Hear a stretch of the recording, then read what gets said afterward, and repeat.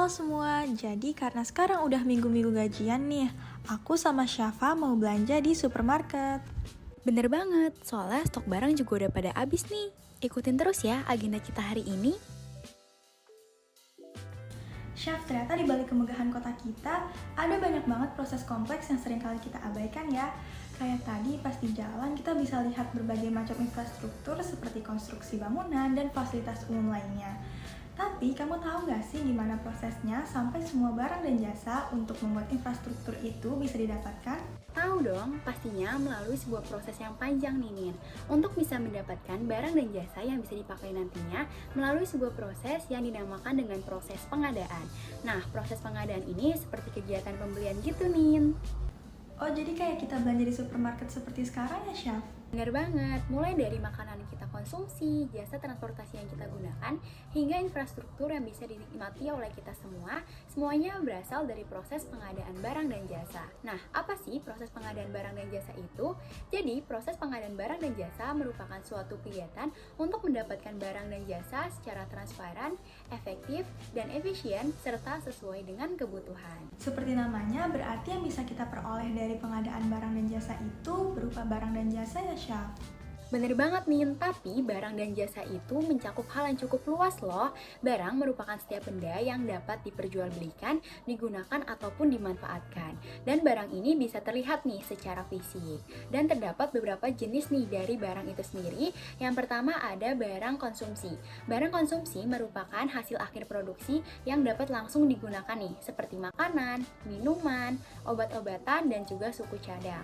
Selanjutnya ada barang produksi, yaitu barang yang diperlukan selama proses produksi, seperti barang baku, bahan setengah jadi, dan juga barang jadi. Yang terakhir ada barang modal, yaitu barang yang dapat digunakan beberapa kali dan bisa mengalami penyusutan. Contohnya seperti kendaraan, peralatan, dan juga rumah. Seperti barang, jasa juga terbagi menjadi beberapa jenis nih. Seperti yang pertama, jasa konstruksi. Jasa konstruksi merupakan layanan jasa dalam bidang konstruksi seperti pembangunan jalan, gedung, instalasi, dan juga sebagainya. Lalu yang kedua ada jasa konsultasi yang merupakan layanan jasa profesional dalam berbagai bidang. Seperti jasa perencanaan proyek, jasa konsultasi pajak, jasa konsultasi bisnis, dan juga sebagainya. Dan masih banyak nih jasa-jasa lainnya di luar jasa konsultasi dan juga jasa konstruksi, seperti jasa penyewaan, jasa inspeksi, dan juga sebagainya. Nah, mulai dari definisi, jenis barang, dan juga jasa yang tadi udah aku sebutin, kira-kira kamu tahu nggak nih apa sih tujuan adanya pengadaan barang dan jasa ini? Tahu dong, tujuan utama pengadaan barang dan jasa adalah untuk mendapatkan barang dan jasa yang berkualitas dengan harga yang terbaik. Tujuan lainnya adalah untuk meningkatkan penggunaan produk dalam negeri, bahkan Kementerian Perindustrian menetapkan target agar penggunaan produksi dalam negeri dapat mencapai 40% dari belanja pemerintah untuk meningkatkan kesejahteraan rakyat. Selain itu, juga untuk meningkatkan peran serta UMKM, pelaku usaha nasional, dan industri kreatif sehingga membuka lebih banyak lapangan pekerjaan yang akan mendorong terjadinya pertumbuhan ekonomi. Agar tujuan tersebut dapat tercapai dan juga pengadaan barang dan jasa mampu mendukung kelancaran pembangunan, terdapat beberapa prinsip yang harus dipenuhi. Yang pertama, efektif, efisien, transparan, adil, dan akuntabel. Setelah tahu prinsip-prinsipnya, kita juga harus tahu cara pengadaannya. Ada dua cara pengadaan barang dan jasa, yaitu swakelola dan melalui penyedia. Swakelola adalah cara memperoleh barang dan jasa yang dikerjakan sendiri tanpa bantuan eksternal oleh lembaga atau instansi. Contohnya, sebuah rumah sakit memerlukan peralatan medis. Mereka bisa memilih untuk membeli sendiri, kemudian berkoordinasi dengan tim internalnya untuk memastikan penggunaan dan pemeliharaan peralatan medis agar tetap terawat. Berikutnya, melalui penyedia. Dengan cara, lembaga atau instansi memilih untuk bekerja sama dengan pelaku usaha eksternal berdasarkan kontrak yang telah disepakati. Contohnya, sebuah rumah sakit memerlukan peralatan medis untuk seluruh departemen dalam rumah sakit. Kemudian mereka memutuskan untuk menyerahkan pengadaan peralatan medis ke pelaku usaha yang ahli. Jadi rumah sakit hanya menetapkan spesifikasi dan pelaku usaha bertanggung jawab untuk menyediakan, memelihara, bahkan mengelola peralatan tersebut.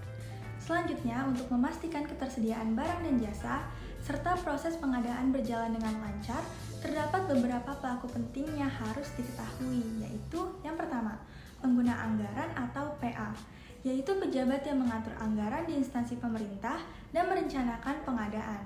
Selanjutnya, kuasa pengguna anggaran atau KPA, yaitu pejabat yang diberi kuasa oleh PA untuk menjalankan sebagian tugas pengadaan dan mengatasi isu terkait tender. Berikutnya, pejabat pembuat komitmen atau PPK, yaitu pejabat yang bertanggung jawab atas perencanaan pengadaan, mengadakan dan menetapkan perjanjian dengan pihak lain, hingga menyerahkan hasil pekerjaan pengadaan kepada PA atau KPA. Selanjutnya, pejabat pengadaan, yaitu pejabat yang bertugas untuk melaksanakan persiapan dan pelaksanaan pengadaan langsung, penunjukan langsung penyedia, dan melakukan e-purchasing. Berikutnya, kelompok kerja pemilihan atau Pokja pemilihan, yaitu tim yang mengatur proses pemilihan penyedia barang atau jasa.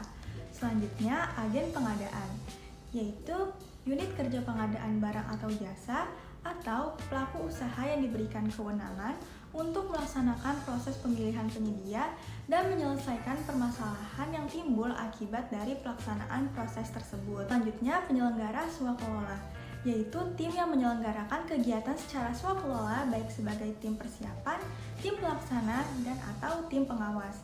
Dan yang terakhir, penyedia, yaitu pelaku usaha yang menyediakan barang atau jasa sesuai kontrak dan standar yang ditentukan. Wah, ternyata banyak ya pihak yang terlibat dalam proses pengadaan barang dan jasa. Nah, pihak tersebut juga terlibat dalam proses pengadaan barang dan jasa yang berlangsung pada 3 tahap. Yang pertama, tahap perencanaan. Tahap ini berlangsung sebelum pemilihan penyedia barang dan jasa, di mana PA atau KPA, PPK, dan juga ULP bertanggung jawab dalam menyusun, mengkaji, menetapkan, dan juga mengumumkan rencana umum pengadaan atau RUP. Lalu masuk ke tahap persiapan. Pada tahap ini, pemerintah mempersiapkan proses untuk memilih barang dan jasa yang akan dibelinya nanti. Lalu yang terakhir ada tahap pelaksanaan. Pada tahap ini, proses pengadaan barang dan jasa mulai dilakukan nih. Mulai dari pemilihan penyedia barang dan jasa, penandatanganan kontrak, sampai serah terima barang dan jasa. Wah, ternyata prosesnya cukup panjang dan kompleks ya. Dengan banyaknya pihak yang terlibat dan kompleksnya peraturan yang terjadi, proses pengadaan barang dan jasa diatur oleh suatu peraturan agar dapat berjalan sebagaimana mestinya. Peraturan yang mengatur pengadaan barang dan jasa adalah Peraturan Presiden Nomor 12 Tahun 2021 yang merupakan perubahan atas Peraturan Presiden Nomor 16 Tahun 2018 tentang pengadaan barang dan jasa pemerintah. Nggak terasa nih, ternyata kita udah muterin seluruh lorong di supermarket ini. Dan udah banyak juga nggak sih yang dari tadi kita bahas? Nah, belanjaan kamu udah lengkap belum nih, Nin? Iya kan, gak terasa banget karena emang pengadaan barang dan jasa melekat banget nih di kehidupan kita, Syaf. Aku udah ambil semua barang yang mau dibeli, kamu udah belum? Sih udah lengkap semua ya, kalau gitu yuk langsung aja kita bayar di kasir. Makasih nih teman-teman yang udah ngikutin agenda kita pada hari ini.